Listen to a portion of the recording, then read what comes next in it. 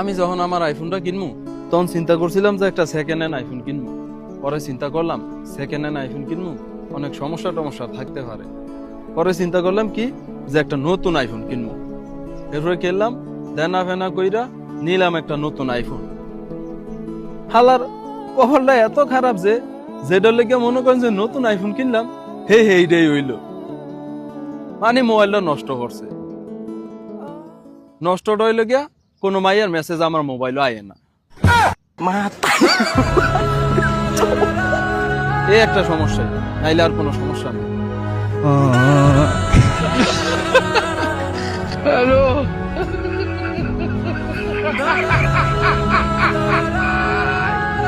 ভাই